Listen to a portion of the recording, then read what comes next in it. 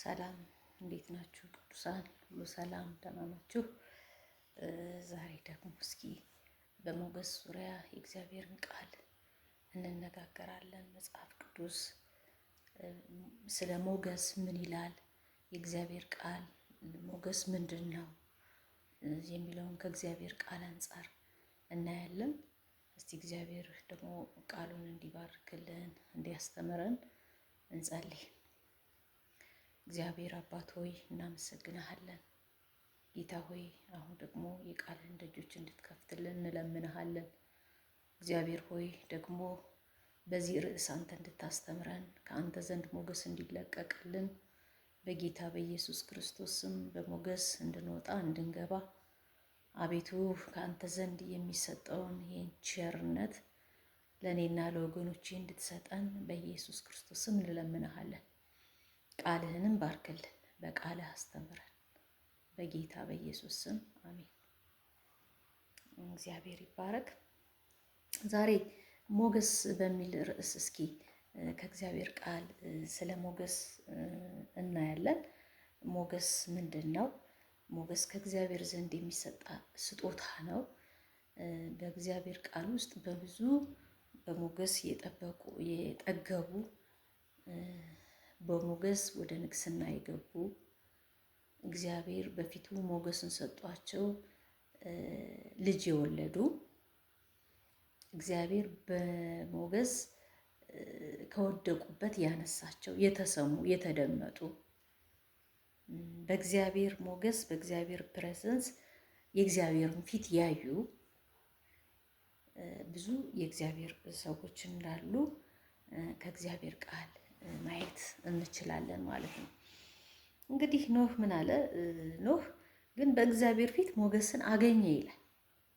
ኖህ በእግዚአብሔር ፊት ሞገስን እንዳገኘና ከዛ ሊመጣ ካለው የጥፋት ውሃ ምድርን ሊያጠፋ ካለው የጥፋት ውሃ እንዴት እግዚአብሔር እንደታደገው እንዴት እንደጠበቀው በእግዚአብሔር ፊት ሞገስን ከማግኘቱ የተነሳ እሱና ቤተሰቡን ሌሎችንም ይዞ እንደወጣ እንደተሻገረ ከዛ መዓት እንደተረፈ በእግዚአብሔር ቃል እናያለን። ወገኖቼ ሞገስ እጅግ በቃ የሚገርም ነገር ነው።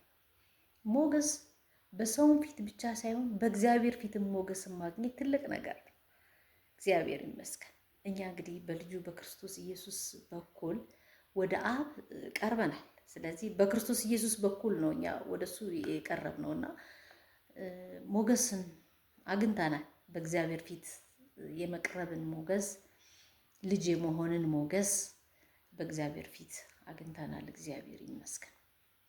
እንግዲህ በዚህ ምድር ስንኖር በዚህ ምድር ስንመላለስ በምድር የመቆየታችን በዚህ የመሆናችን ሚስጥር ምንድን ነው ብለን ስናይ እንደ እግዚአብሔር ቃል ወልደን ከብደን የሆነ ነገር አግኝተን የሆነ ሀብታም ሆነን ቆንጆ መኪና ነድተን በብዙ መልካም በሆነ በአማረ ቤት ውስጥ ኖረን ማለፍ ብቻ አይደለም የእግዚአብሔር ሀሳብ በእኛ ላይ ያለው ሀሳቡ ማለት ነው።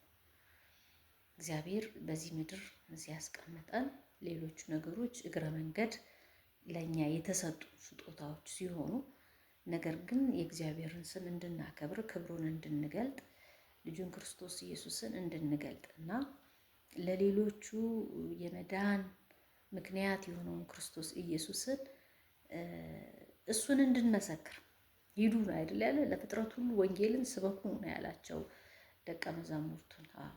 መንፈስ ቅዱስ በእናንተ ላይ በመጣ ጊዜ በይሁዳ በሰማሪያ እስከ ምድር ዳርቻ ድረስ ምስክሮቼ ትሆናላችኋል እና የእሱ ምስክር እንድንሆን ነው በዚህ ምድር የተቀመጥነው።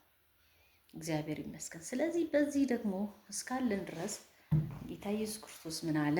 ቀን ሳለ የአባቴን ፈቃድ አደርግ ዘንድ ይገባኛል አለ።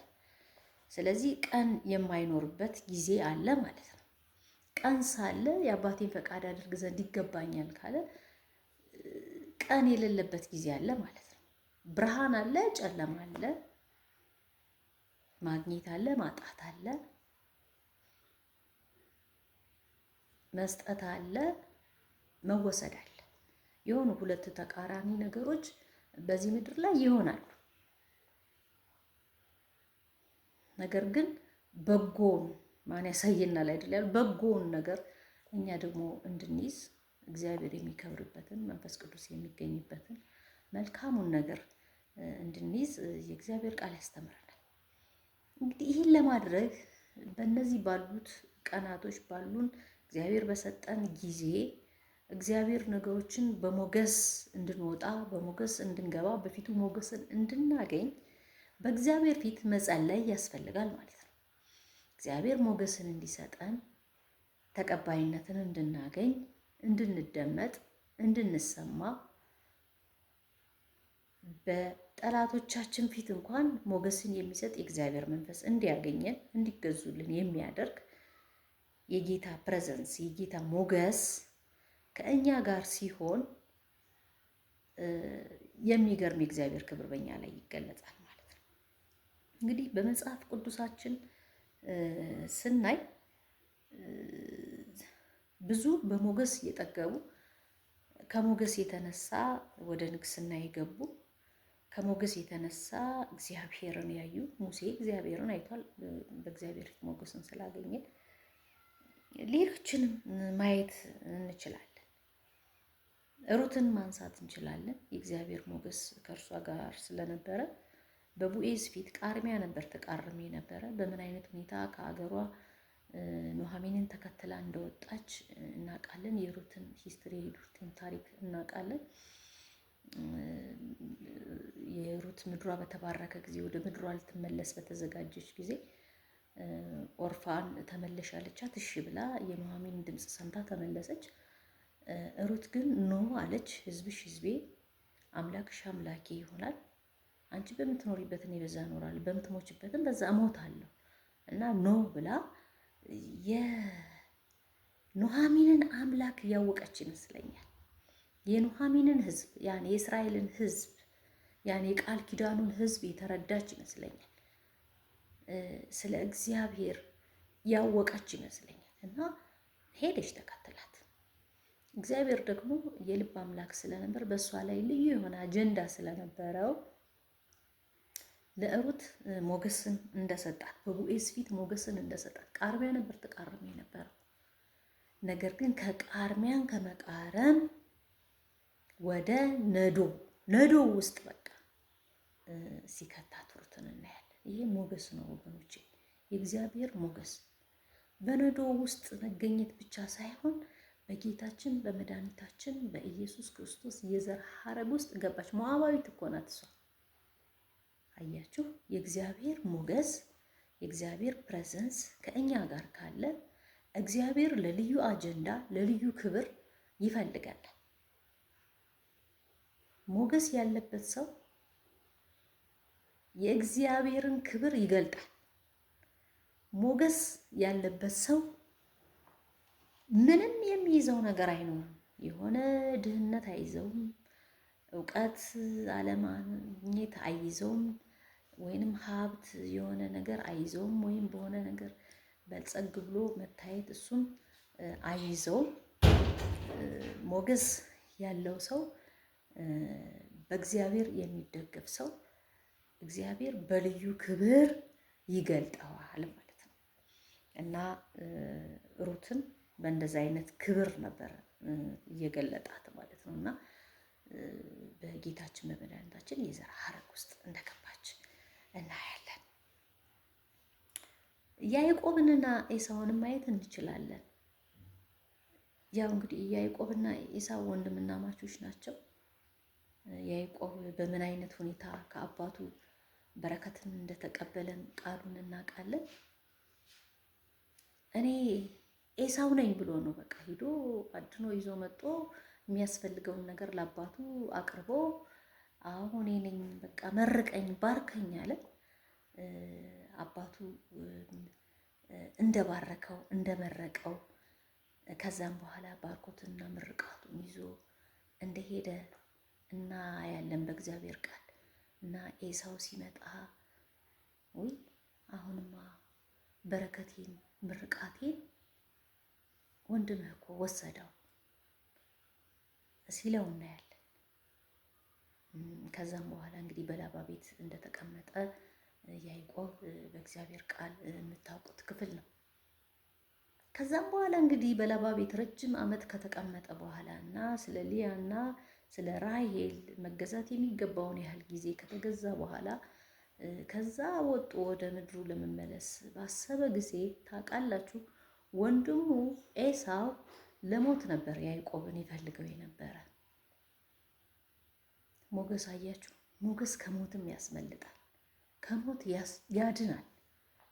በሞት የሚፈልጉን ሰዎች እንደገና መልሰው እንዲገዙልን ያደርጋል የእግዚአብሔር ሞገስ፣ የእግዚአብሔር ፕሬዘንስ። ያዕቆብ እንደዛ ነበር የሆነው። በሄደ ጊዜ ወደ ኤሳው በተመለሰ ጊዜ ምንድን ነው ያለው? ይህን ክፍል ባነበው ደስ ይለኛል። ኦሪት ዘፍጥረት 33:15 ኤሳው ከእኔ ጋር ካሉት ሰዎች ከፍሎ ልተውልህ ከእኔ ጋር እሺ። ምን ይላል መሰላችሁ? ኦሪት ዘፍጥረት 33:10 አነበዋለሁ። ያዕቆብም እንደዚህ አይደለም፣ ነገር ግን በፊት ሞገስን አግኝቼ እንደሆንኩ እጅ መንሻዬን ተቀበለኝ። የእግዚአብሔር ፊት እንደሚያይ ፊትህን አይቻለሁና በቸርነትህም ተቀብለኸኛልና። ይህን ያለ ማን ነው? ያዕቆብ ነው። ያ ለሞት ይፈልገው የነበረው ወንድሙ በረከቱን ይዞበት አይደለ ሄደው፣ በአንተ ፊት ሞገስን አግኝቻለሁና ደግሞ ተቀብለኸኛልና አለው። አያችሁ፣ ለሞት እኮ የሚፈላለጉ ወንድምና ማቾች እኮ ናቸው። ግን በኤሳው ፊት ሞገስን ለያዕቆብ እግዚአብሔር እንደሰጠው እናያለን። እንደውም ኤሳው ደግሞ ምን አለው መሰላችሁ? ኤሳውም ከእኔ ጋር ካሉት ሰዎች ከፍዬ ልተውልህ አለ። እርሱም ይህ ለምንድን ነው? በጌታዬ ዘንድ ሞገስን ማግኘት ይበቃኛል አለ። አያችሁ፣ ለሞት ይፈልገው የነበረው ወንድሙ ኤሳው እንደውም ከእኔ ካሉኝ ባለሙያዎች ከእኔ ካለኝ ነገር ልስጥህ አለው። ያዕቆብ ግን ምን አለ? ሞገስን በፊት ካገኘ ይበቃኛል አለ። ወገኖቼ፣ ሞገስ በተለያየ ነገር እንኳ በእኛ ላይ በተነሱ ሰዎች ምህረት እንዲያረጉ፣ እኛን እንዲተባበሩ፣ እንዲቀበሉን፣ እንዲወዱን ከኛም አልፎ ከነሱ ያለውን ነገር እንኳን እንዲዘረጉልን የሚያደርግ የእግዚአብሔር ፕሬዘንስ፣ የእግዚአብሔር ሞገስ ነው። አያችሁ፣ ሞገስ እጅግ ታላቅ ነገር ነው ወገኖቼ። በእግዚአብሔር ቃል ስናይ በጣም በእግዚአብሔር ሞገስ የጠገቡ ብዙ ሰዎች አሉ። ዮሴፍን ማየት እንችላለን። ዮሴፍ ወንድሞቹ ቀኑበት አይደል? ህልመኛው መጣ እያሉ ህልሙን ከነገራቸው በኋላ ወስደው ጣሉት እና ለአባቱ በቃ አውሬ በልቷል ብለው በደም የተጨማለቀውን ልብስ ወስደው ለአባታቸው ሰጡት። አባትየው ምርር ብሎ አልቅሶ በቃ እንደሞተ ተረድቶ በጣም ልቡ ተሰብሮ አለቀሰ። ነገር ግን ሞገስ በእናንተ ላይ ካለ ወገኖች፣ በየትም ቦታ ብትጣሉ በየትም ቦታ ብትገፉ፣ ሰዎች ቢጥሏችሁ፣ ሰዎች ከሆነ አሁን ካላችሁበት ነገር እንኳን ትንሽ ገሸሽ ቢያደርጓችሁ፣ የእግዚአብሔር ሞገስ፣ የእግዚአብሔር ፕሬዘንስ በእናንተ ላይ ካለ መጣላችሁ ሞገሱን ከእናንተ ላይ አያነሳው። መገፋታችሁ ሞገስን ከእናንተ ላይ አያነሳው። ብትገፉ፣ ብትጣሉ፣ ስፍራችሁን ቢያስለቅቋችሁ የእግዚአብሔር ፕሬዘንስ ግን ከእናንተ ጋር ነው። ዮሴፍ እንዲህ ነበረ የሆነው። የእግዚአብሔር ፕሬዘንስ፣ የእግዚአብሔር ከእርሱ ጋር ሞገስ ከእርሱ ጋር ከመሆኑ የተነሳ በዛ ቦታ ቢጥሉትም እንኳ ለነጋዴዎች ቢሸጡትም እንኳ እግዚአብሔር ግን በዛ ምድር ሞገስን እንደሰጠው እናያለን። ዘፍጥረት 39:4 ላይ ዮሴፍም በጌታው ፊት ሞገስ አገኘ፣ እርሱንም ያገለግለው ነበር፣ በቤቱ ላይ ሾሞ ያለውን ሁሉ በእጁ ሰጠው። አያችሁ፣ ዮሴፍ እኮ ተጥሏል። የተጣለ ሰው ሞገስ ያገኛል። የተገፋ ሰው ሞገስ ያገኛል። የተጣለ ሰው ይሾማል፣ ለሹመት ይበቃል። አያችሁ፣ ይበቃል። እንዲህ ነው ወገኖች። ተጥለሻል፣ ተገፍተሃል፣ ሰዎች ጥለውሃል፣ ከሆነ ነገር በቃ ካለህ ነገር ላይ በቃ ሸግት አድርገውሃል። የእግዚአብሔር ሞገስ ባንተ ላይ ካለ ከመፈጸም ምንም የሚያግደው ነገር የለም። በየትኛውም ስፍራ ብትሄድ እንኳን የእግዚአብሔር ሞገስ ካንተ ጋር ካለ ሰዎች ይሰሙሃል፣ ያደምጡሃል። መድረስ ወደሚገባ ከፍታ ትደርሳለህ፣ ትሰማለህ፣ ትደመጣለህ። ሃሌሉያ። ዮሴፍ እንደዛ ነበር የሆነው። ከዛም በኋላ የጲጥፋራ ሚስት እንደዛ በእንደዛ አይነት ሴራ ወደ እስር ቤትም እንኳን ስታስጥለው ዘፍጥረት 39:21 ላይ ምን ይላል? እግዚአብሔር ከዮሴፍ ጋር ነበረ፣ ምሕረትንም አበዛለት፣ በግዞት ቤት በአለቃው ፊት ሞገስን ሰጠው። በግዞት ቤትም ብንሆን የእግዚአብሔር ሞገስ ፕሬዘንስ ከኛ ጋር አለ። ብትገፉ ብትጠሉ፣ እስር ቤት ማለት እኮ በሆነች ቦታ እንዲች የምንቀመጥባት ናት። በቃ እንደ ልባችን የማንሆንበት የፈለግነውን ነገር የማንሰራበት የሆነ በቃ በውስን ቦታ የምንቀመጥበት ቦታ ነው። ግን በዛም ቦታ ሞገስ ተከትሎት ሄደ ዮሴፍን። አይገርማችሁም? በዛም ቦታ የእግዚአብሔር ሞገስ ምን ይላል? ከዮሴፍ ጋር ነበር፣ ምሕረትንም አበዛለት፣ በግዞት ቤትም በአለቃው ፊት እንደገና ሞገስን እግዚአብሔር ሰጠው ይላል የእግዚአብሔር ቃል። ወገኖቼ ሞገስስ አይገርም? እንዲህ ነው በቃ ሞገስ እንዲህ ነው። አንዳንዴ የማይገባንን ነገር ሁሉ እንድናገኝ ያደርጋል። አንዳንዴ እግዚአብሔር የልብ አምላክ አይደል? የልብንና ኩላሊትን የሚመረምር አምላክ አይደለም? እግዚአብሔር ሙሴን በፊቱ ሞገስን ስላገኘ ሳላውቅህ ይህን ያልከውን ነገር አድርጋለሁ አለ። በቃ በእግዚአብሔር ፊት ሙሴ ሞገስን ስላገኘ እግዚአብሔር በዛ በቁጥቋጦ እንደተገለጠለት እናያለን። ሞገስ ወገኖች የእግዚአብሔርን ድምፅ እንድንሰማ ያደርጋል። ሞገስ ያን ነገር ለሌሎች እንድናካፍል ያደርጋል። ሞገስ በጠላቶቻችን ፊት ጠላቶቻችን እንዲገዙልን ያደርጋል። ሞገስ ከትንሽ ነገር ወደ ከፍታ ያወጣል።